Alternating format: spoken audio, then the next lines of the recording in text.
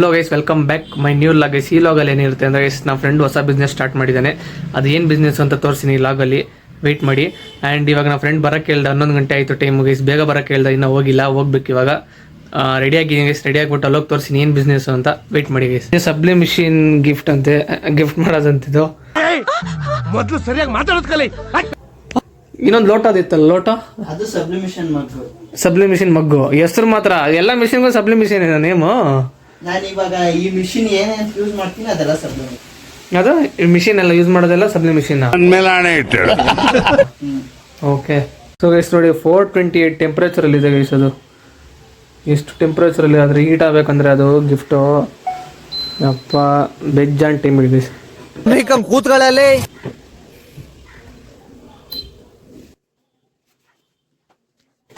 ಅಪ್ಪ ಏನು ವಾಸನೆ ಬಿಡ್ತಿದೆ ಗೈಸ್, ಸೈಕಲ್ ವಾಸನೆ ಬಿಡ್ತಿದೆ. ಏನು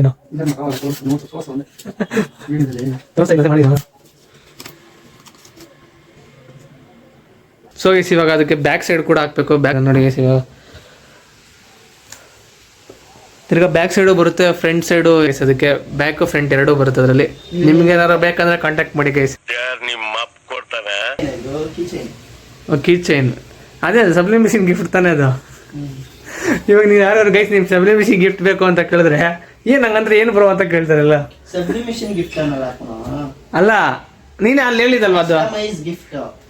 ಅದೇ ಕಸ್ಟಮೈಸ್ ಗಿಫ್ಟ್ ಅಂದ್ರೆ. ಕಸ್ಟಮೈಸ್ ಅಂದ್ರೆ ಅದೇ ಹೆಂಗ್ ಬೇಕಾ ತರ ಮಾಡ್ಕೊಡೋದು.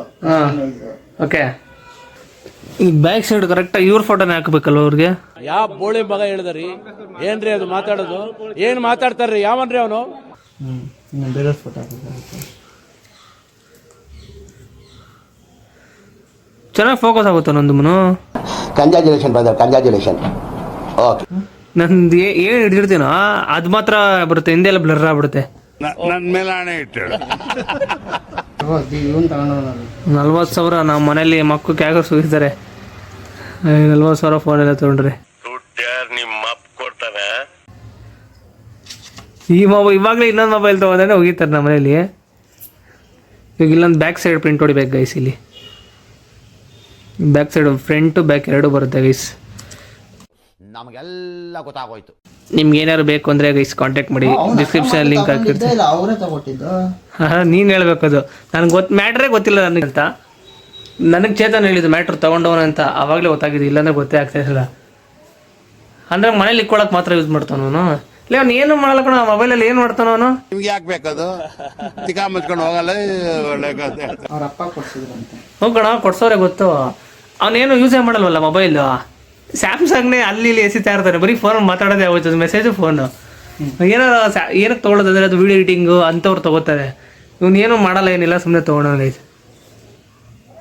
ಸುಮ್ಮನೆ ಮನೇಲಿ ಇಕ್ಕಿರ್ತಾನೆ, ಅದು ಆಚೆ ತರಲ್ಲ, ಹೊಡೆದಿಟ್ಟು ತೊಗೊಬಿಡುತ್ತೆ ಅಂತ. ಆದ್ರೂ ಚಾರ್ಜಿಂಗ್ ನಿಲ್ಲಲ್ಲ, ಐಫೋನ್ ಇಲ್ಲ, ಅದೊಂದು ಬೇಜಾರು.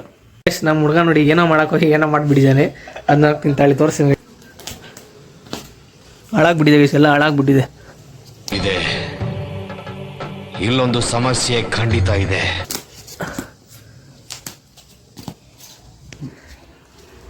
ಮುಂಚೆಲ್ಲ ಸುಟ್ಟೋಗಿತ್ತಾ?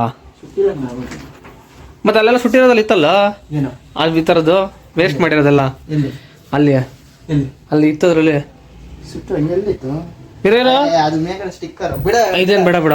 ಓಕೆ, ಮಾಡಿದೀವಲ್ಲ. ಮತ್ತೆ ಇನ್ನೊಂದ್ಸತಿ ಟ್ರೈ ಮಾಡ್ತಿದ್ದಾನೆ. ಇವಾಗ ಕರೆಕ್ಟಾಗಿ ಇಕ್ಕಿದ್ಯಾ ಗೈಸ್? ನೋಡಿ ಗೈಸ್, ನನ್ನ ಮೇಲೆ ಅದಾಗ್ತಾನೆ ಇವಾಗ. ಕರ್ದಿದ್ದವನೇ ಗೈಸ್.